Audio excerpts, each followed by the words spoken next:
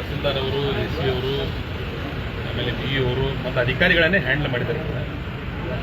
ಏನಾಗ್ಬಿಟ್ಟಿದೆ ಅಂತ ಹೇಳಿದರೆ ಅದು ಅವ್ರ ಮೇಲೆ, ಮಕ್ಕಳ ಮೇಲೆ ಲೈಂಗಿಕ ದೌರ್ಜನ್ಯ ಮಾಡಿದ್ದಾರೆ ಅನ್ನೋದೊಂದು ಆಪಾದನೆ ಮೇಲೆ ಪಾಲಕರು 3 ದಿನ ಮೊದಲೇ ಹೆಡ್ ಮಾಸ್ಟ್ರಿಗೆ ಹೇಳಿದ್ದಾರೆ. ಹೆಡ್ ಮಾಸ್ಟರ್ ಸರಿಯಾಗಿ ಕ್ರಮ ತಗೊಂಡಿಲ್ಲ. ಅದಕ್ಕೆ ನಾವು ಹೆಡ್ ಮಾಸ್ಟರ್ ಮೇಲೂ ಕ್ರಮ ತಗೊಳ್ಳೋಕೆ ಹೇಳಿದ್ದಾರೆ.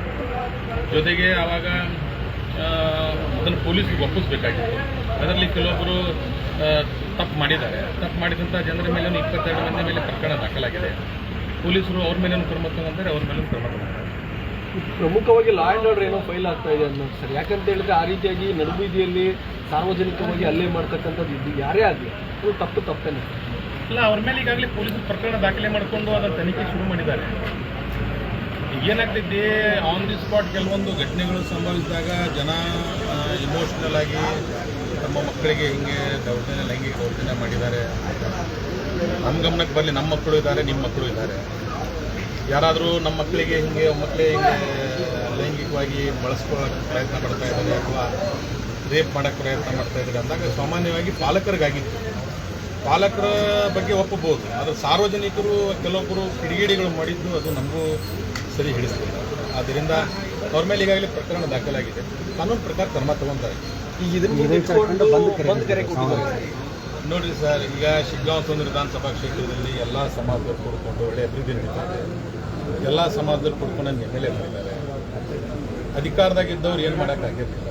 ಇವತ್ತು ನಾವು 350 ಕೋಟಿ ರೂಪಾಯಿ ದವಾಖಾನೆ, ರಸ್ತೆಗಳು, ಆಮೇಲೆ KPSC 10-12 KPSC ಶಾಲೆಗಳು ಇದೆಲ್ಲ ಅಭಿವೃದ್ಧಿ ಮಾಡ್ತಾ ಇದ್ದೀವಿ. ಏನೋ ಸಹಿಸ್ಕೊಳ್ಳಾರ್ದಂಗೆ ಮಾಡ್ತಿರ್ತಾರೆ. ಅದು ಅವ್ರದ್ದು ಹುಟ್ಟು ಗುಣ ಅಲ್ಲ, ಇದೇನು ಹೊಸದಲ್ಲ. ಅದು ನಮಗೇನು ಕೆಲವೊಂದು ಕಡೆ ಅವರು ಸಂತ್ರಸ್ತೆ ಪರವಾಗಿ ಹೋಗ್ತಾರೆ, ಕೆಲವೊಂದು ಕಡೆ ಆರೋಪಿ ಪರ ಬರ್ತಾರೆ.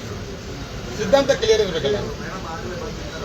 ಈಗಾಗಲೇ ಯಾರು ತಪ್ಪು ಮಾಡಿದ್ರೆ ಅವ್ರ ಮೇಲೆ ಪ್ರಕರಣ ದಾಖಲಾಗಿ ಅರೆಸ್ಟ್ ಮಾಡಾಕತ್ತಾರೆ. ಕಾನೂನು ಪ್ರಕಾರ ಕ್ರಮ ತಗೋರಿ.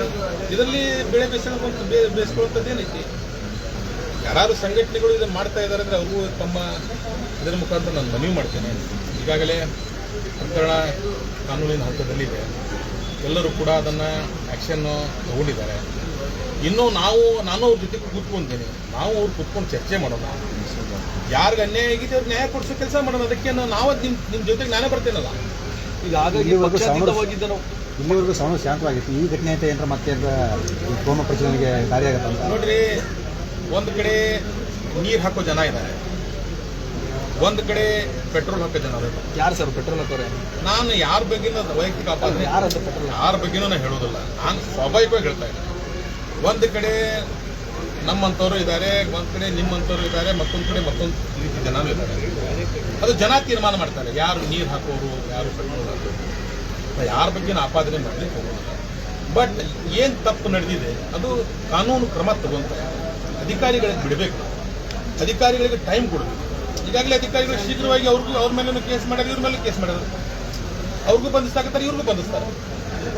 ಕಾನೂನು ರೀತಿ ಕೆಲಸ ಮಾಡೋ ಸಂದರ್ಭದಲ್ಲಿ ಅದನ್ನು ನಾವು ಆಗಿ ಇರೋದು ತಪ್ಪಲ್ಲ. ಅದನ್ನು ಈ ಬಂದಿಗೆ ಸಂಬಂಧಪಟ್ಟಂತೆ ಅವ್ರ ಜೊತೆ ಅಂದ್ರೆ ಮಾತುಕತೆ ನಡೆಸ್ತಾರೆ ಸಂಬಂಧ ಇಲ್ಲ. ನನ್ನನ್ನು ಅವ್ರು ಅಪೇಕ್ಷೆ ಪಟ್ಟರೆ ನಾನು ಅವ್ರ ಜೊತೆ ಕೂತು ಮಾತಾಡ್ಲಿಕ್ಕೆ ತಯಾರಿಲ್ಲ.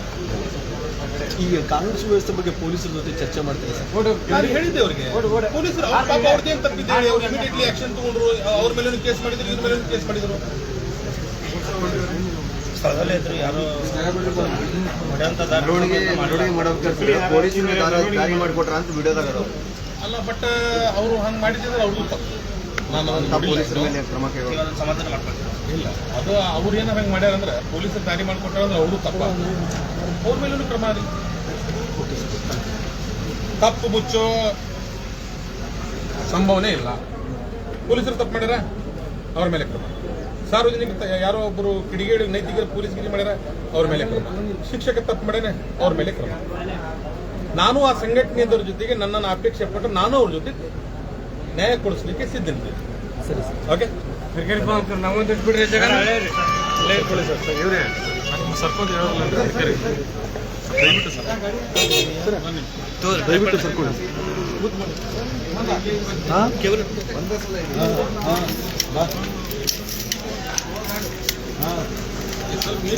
ನೀರು ಕೊಡಿ ಸರ್.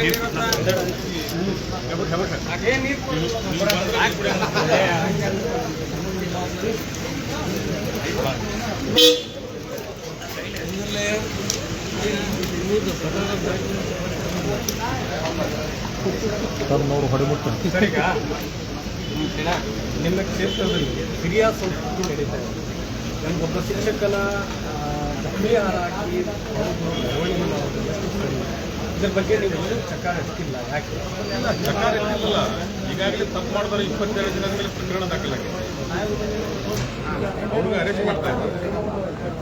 ಜೊತೆಗೆ ಶಿಕ್ಷಕನ ಮೇಲೇನು ಆಪಾದನೆ ಇತ್ತು, ಪಾಲಕರು ಮತ್ತು ಹೆಡ್ ಮಾಸ್ಟರ್ ಕಂಪ್ಲೇಂಟ್ ಕೊಟ್ಟು ಅವ್ರ ಮೇಲೂ ಕೇಸ್ ಆಗಿದೆ. ತಪ್ಪು ಮಾಡಿದಂಥ ಶಿಕ್ಷಕನ ಮೇಲೂ ಕೇಸ್ ಆಗಿದೆ, ತಪ್ಪು ಮಾಡಿದಂಥ ಸಾರ್ವಜನಿಕರ ಮೇಲೂ ಕೇಸ್ ಆಗಿದೆ. ಕಾನೂನು ತಂದ ರೀತಿ ಕೆಲಸ ಮಾಡ್ತಾ ಇದೆ. ಸವಣೂರು ಬಂದ್ ಕರೆ ಕೊಟ್ಟಿರುವಂಥದ್ದು ಸರ್ ಸೋಮವಾರ ಹಿಂದೂ ಪರ ಸಂಘಟನೆ ಮತ್ತು ಪಕ್ಷಾತೀತವಾಗಿ ಅಂತ ಹೇಳ್ತಿದ್ದಾರೆ ಸರ್. ಪಕ್ಷಾತೀತವಾಗಿ ಅವ್ರು ಮಾಡ್ತಾ ಇದ್ರೆ ನಾವು ಅವ್ರ ಜೊತೆಗೆ ಹೋಗ್ತೀವಿ. ಅಲ್ಲ ನನಗೇನು ಕರೆದಿಲ್ಲ, ಕರೆದ್ರೆ ನಾನು ಬಂದ್ ಮಾಡಿದಪ್ಪ ಅಂದ್ರೆ ಸಾರ್ವಜನಿಕರಿಗೆ ತೊಂದರೆ ಇಲ್ಲ ಸರ್. ಅಲ್ಲ, ಬಂದ್ ಮಾಡುವಂತ ಅವಶ್ಯಕತೆ ಇಲ್ಲ ಅಂತ ನನ್ನ ಭಾವನೆ. ಯಾಕಂತ ಹೇಳಿದ್ರೆ ಈಗಾಗಲೇ ಶಿಕ್ಷಕನ ಮೇಲೇನೂ ಕ್ರಮ ಆಗಿದೆ. ಯಾರು ತಪ್ಪು ಮಾಡಿದ್ದಾರೆ ಅದು 22 ಮಂದಿ ಮೇಲೂ ಈಗಾಗಲೇ FIR ಆಗಿ ಅವ್ರ ಮೇಲೇನೂ ಕ್ರಮ ಆಗಿದೆ. ಈಗ ಅವರನ್ನು ಬಂಧಿಸಿ ಕಾನೂನಿಗೆ ಇದಕ್ಕೆ ಒಳಪಡಿಸ್ತಾ ಇದ್ದಾರೆ. ಮತ್ತೀಗ ಬಂದ್ ಮಾಡಿ ಸಾರ್ವಜನಿಕರಿಗೆ ಯಾರಿಗೂ ತೊಂದರೆ ಮಾಡೋದು ಬೇಡ ಅಂತ ನಂದೊಬ್ಬ ಶಾಸಕನಾಗಿ ಮನವಿ ಅಷ್ಟೇ. ಸರ್, ಈಗ ನೊಂದವರು ಏನು ನಿಜವಾದ ನೊಂದವರು ವಿದ್ಯಾರ್ಥಿನಿಯರಿದ್ದಾರೆ, ಅವರು ಕಂಪ್ಲೇಂಟ್ ಕೊಡ್ತಾರೆ. ಮುಖ್ಯ ಶಿಕ್ಷಕರು ಕೊಟ್ಟಿರುವಂತದ್ದು ಅವ್ರವ್ರ ವೈಷಮ್ಯ ಇದೆ. ವೈಷಮ್ಯ ಇದೆ ಅಂದ್ರೆ ಶಾಲಾ ವಾತಾವರಣದಲ್ಲಿ ಶಿಕ್ಷಕರ ವೈಮನಸ್ಸಿಗೆ ಈ ಘಟನೆ ಕಾರಣ ಅನ್ನೋದು. ಅಲ್ಲ, ಈಗ ನಾನು ಬಂದು ಪ್ರಾಥಮಿಕವಾಗಿ ಶಿಕ್ಷಕರ ಕಡೆಯಿಂದಲೂ ನಾನು ಚರ್ಚೆ ಮಾಡಿದೆ, ಪಾಲಕರ ಕಡೆಯಿಂದಲೂ ಚರ್ಚೆ ಮಾಡಿದೆ, ಜೊತೆಗೆ ನಮ್ಮ ಎಲ್ಲ ಮುಖಂಡರಿದ್ದು ಚರ್ಚೆ ಮಾಡಿದೆ. ನಾನು ನಿನ್ನ ರಾತ್ರಿ ಮೀಟಿಂಗ್ ಮಾಡಿದ್ದು. ತಪ್ಪು ಎರಡೂ ಕಡೆ ಇದೆ ಅನ್ನೋಂಥದ್ದು ಕಾಣ್ತಾ ಇದೆ. ಅದು ಸರಿಯೋ ತಪ್ಪು ಅದು ಕಾನೂನು ಅವ್ರಿಗೆ ಒಳಪಡಿಸಿದಾಗ ಅವರು ಅದನ್ನು ಬಹಿರಂಗ ಮಾಡ್ತಾರೆ. ಈಗೇನು ಮೇಲ್ನೋಟಕ್ಕೆ ಏನಂದ್ರೆ ಸರಿ, ಶಾಲೆ ಉರ್ದು ಶಾಲೆ, ಶಿಕ್ಷಕ ಹಿಂದೂ ಶಿಕ್ಷಕ ಉದ್ದೇಶಪೂರ್ವಕವಾಗಿ ಮಾಡಿದ್ರು ಅನ್ನುವಂಥ ಆರೋಪವನ್ನು ಕೂಡ ಶಿಕ್ಷಕ ಮಾಡ್ತಾ ಇದ್ದಾರೆ. ನೀವೇನಾದರೂ ಶಿಕ್ಷಕನ ಭೇಟಿ ಆದ್ರೆ ಏನಾಗಿತ್ತು ಅಂತ ಕೇಳಿಲ್ಲ. ತಪ್ಪು ಒಪ್ಪು ಅದು ಮುಂದೆ ನೋಡ್ರಿ, ನಾನು ಯಾರಿಗೂ ಮಾತಾಡುವಂಥ ಪ್ರಸಂಗ ಬಂದಿಲ್ಲ. ಯಾಕಂದರೆ ಘಟನೆ ನಡೆದಿದ್ದು 2 ಗಂಟೆ, ನಾನು ಅಧಿವೇಶನದಲ್ಲಿದ್ದೆ. ನಾನು 6 ಗಂಟೆಗೆ ಹೊರಗೆ ಬಂದೆ. ಆವಾಗ ನನ್ನ ಗಮನಕ್ಕೆ ಬಂತು. ಅಲ್ಲಿವರೆಗೆ AC ಅವರು, ತಹಸೀಲ್ದಾರ್ ಅವರು, BO ಅವರು ಎಲ್ಲ ಅಧಿಕಾರಿ ವರ್ಗ ಇನ್ವಾಲ್ವ್ ಆಗಿ ಅದು ತನಿಖೆ ಮಾಡಿ ಅವರು ಕ್ರಮ ತಗೊಂಡಿದ್ದರು. ಅದರಲ್ಲಿ ನಮ್ಮದು ಯಾವುದೇ ರೀತಿ ಇನ್ವಾಲ್ವ್ಮೆಂಟ್ ಇಲ್ಲ, ಮತ್ತೊಬ್ಬ ಸಾರ್ವಜನಿಕರದಿಲ್ಲ, ಮತ್ತೊಬ್ಬ ಪಕ್ಷದವ್ರದ್ದು ಇಲ್ಲ. ಅಲ್ಲ, ನಿಮ್ಮ ಸಮಾಜದವ್ರು ಮಾತಾಡ್ತಿದ್ರಿ ಅಂತಂದ್ರೆ ಆ ಶಿಕ್ಷಕನ ಸಮಾಜದಷ್ಟೇ ಅಲ್ಲ, ನಾನು ಶಿಕ್ಷಕನ ಸಮಾಜದವ್ರ ಜೊತೆಗೂ ಮಾತಾಡಿದ್ದೀನಿ, ಸಂತ್ರಸ್ತೆ ಸಮಾಜದವ್ರ ಜೊತೆಗೂ ಮಾತಾಡಿದ್ದೀನಿ, ಮುಖಂಡರ ಜೊತೆಗೂ ಮಾತಾಡಿದ್ದೀನಿ, ಅಧಿಕಾರಿಗಳ ಜೊತೆಗೂ ಮಾತಾಡಿದ್ದೀನಿ. ಸರ್, ಒಬ್ಬ ಶಾಸಕರ ನೊಂದವರಾಗಿದ್ರೆ ಅವರೇ ಕಂಪ್ಲೇಂಟ್ ಕೊಡಬೇಕಾಯ್ತು. ಶಿಕ್ಷಕರ ಕಡೆಯಿಂದ ಯಾಕೆ ಕೊಡ್ತಿದ್ರು ಅನ್ನೋ ಪ್ರಶ್ನೆ. ಅಲ್ಲ, ಅದು ಶಿಕ್ಷಕರ ಕಡೆಯಿಂದ ಯಾಕೆ ಕೊಡ್ಸೋದು ಗೊತ್ತಿಲ್ಲ ನನಗೆ. ನೊಂದವ್ರ ಪಾಲಕರು ಕೊಡ್ತಾರೋ ಅವ್ರು ಕೊಡ್ತಾರೋ ಗೊತ್ತಿಲ್ಲ. ಮಕ್ಕಳೇನೋ ಮೈನರ್ ಇರಬೇಕು, ಮಕ್ಕಳು ಮೈನರ್ ಅಲ್ಲ, ಬಿಲೋ 18 ಇರ್ತೈತಿ. ಹಿಂಗೇನಾದರೂ ಸಿಸ್ಟಮ್ ಐತಿ ಗೊತ್ತಿಲ್ಲ ನನಗೆ, ಮಾಹಿತಿ ತಗೋಬೇಕು. ಬಟ್ ನಾರ್ಮಲಿ ಶಿಕ್ಷಕರು ಕೊಡ್ತಾರೆ ಅಂತ ಹೇಳಿದ್ರು. ಬಟ್ ಏನು ಕೊಟ್ಟರು ಇನ್ವೆಸ್ಟಿಗೇಷನ್ದಾಗ ಹೊರಗೆ ಬರ್ತೈತೆ. ಶಿಕ್ಷಕರು ತಪ್ಪು ಮಾಡಲಿಲ್ಲ ಅಂದ್ರೆ ಈಗ ಇನ್ವೆಸ್ಟಿಗೇಷನ್ದಾಗ ಹೊರಗೆ ಬರ್ತೈತಿ, ಅವರು ಇದು ಮಾಡ್ತಾರೆ. ಇವರು ತಪ್ಪು ಮಾಡಿದ್ದಂದ್ರೆ ಬಹಿರಂಗ ವಿಡಿಯೋದಲ್ಲಿ ಬಂದಿದೆ. ಈ ಹಿಂದೂ ಪರ ಸಂಘಟನೆ ನಡೆಗೆ ಏನು ಹೇಳ್ತಾರೆ ಸರ್? ನಾನು ಯಾವ ಪರ ಸಂಘಟನೆ ಅಂತಲ್ಲ, ಯಾವ ಸಂಘಟನೆಗಳವರು ಇದನ್ನು ಮಾಡ್ತಾ ಇದ್ದಾರೆ. ನಾನು ಅವ್ರಿಗೊಂದು ಮನವಿ ಮಾಡ್ತೀನಿ. ಈಗಾಗಲೇ ತಪ್ಪಿತಸ್ಥರ ಮೇಲೆ ಕ್ರಮ ಆಗ್ತಾ ಇದೆ. ನಾವು ಬಂದ್ ಮಾಡೋ ಮುಖಾಂತರ ಸಾರ್ವಜನಿಕರಿಗೆ, ಬಡವರು, ಕೂಲಿ ಕಾರ್ಮಿಕರು, ಬೀದಿ ಬೀದಿ ವ್ಯಾಪಾರಸ್ಥರಿಗೆ ತೊಂದರೆ ಕೊಡೋದು ಬೇಡ. ಇನ್ನೂ ಏನಾದರೂ ಕಾನೂನು ಪ್ರಕಾರ ಕ್ರಮ ತಗೋಬೇಕಂತ ಹೇಳಿದ್ರೆ ಮಾನ್ಯ ಜಿಲ್ಲಾಧಿಕಾರಿಗಳಿಗೆ, ಮಾನ್ಯ ಸೂಪ್ರಿಂಟೆಂಡೆಂಟ್ ಆಫ್ ಪೊಲೀಸ್ಗೆ, ನಾನು ಬೇಕಾದ್ರೆ ಸಂಸದರು ಬರ್ತಾರೆ, ಅವ್ರು ಬರಲಿ, ನಾವೆಲ್ಲರೂ ಕುತ್ಕೊಂಡು ಬಗೆಹರಿಸಿ ಏನು ತಪ್ಪು ನಡೆದಿದೆ ಅದನ್ನು ಸರಿ ಮಾಡೋಣ. ಒಬ್ಬರು ಶಾಸಕರಾಗಿದ್ದುಕೊಂಡು ನಿಮ್ಮ ಕ್ಷೇತ್ರದಲ್ಲಿ ಈ ರೀತಿ ಘಟನೆ ಆಗಿತ್ತಲ್ಲ, ಸಮರ್ಥನೆ ಮಾಡ್ಕೊಂತಾರೆ. ಈಗ ಸಮರ್ಥನೆ ಮಾಡೋ ಪ್ರಶ್ನೆ ಬರೋದಿಡ್ರಿ, ತಪ್ಪೇ ಅದು. ಈ ರೀತಿ ನನ್ನ ಕ್ಷೇತ್ರ ಅಂತಲ್ಲ, ರಾಜ್ಯದ ಎಲ್ಲಾ ಕ್ಷೇತ್ರಗಳು ನಡೆದೈತಿ. ಮತ್ತದು ಜೋಶಿ ಸಾಹೇಬ್ರ ಕ್ಷೇತ್ರ ಬರ್ತದೆ. ಸಾರ್ವಜನಿಕವಾಗಿ ಒಬ್ಬ ಶಿಕ್ಷಕನಿಗೆ ಈ ರೀತಿ ಸರಿನಾ ತಪ್ಪದು.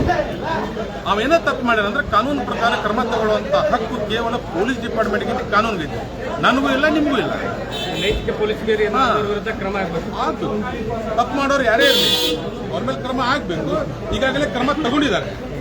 ಅದರಲ್ಲಿ ನಾವೇನು ಡಿಲೇ ಮಾಡಕ್ ಹೋಗಿಲ್ಲ, ಏನು ಮುಲಾಜಿ ಮಾಡಕ್ ಹೋಗಿಲ್ಲ. ಸರ್, 27 ಜನ ಅರೆಸ್ಟ್ ಆಗಿದ್ದಾರೆ ಅಥವಾ ಇನ್ನೂ ಪೊಲೀಸರು ತನಿಖೆ ಮಾಡಿ ಅರೆಸ್ಟ್ ಮಾಡ್ತಾರೆ. ಪ್ರಕರಣ ದಾಖಲಾಗಿದೆ. ಕ್ಷೇತ್ರ ನನ್ನ ಜೊತೆ ಜೋಶಿ ಸಾಹೇಬ್ ಅಂತೇಳಿ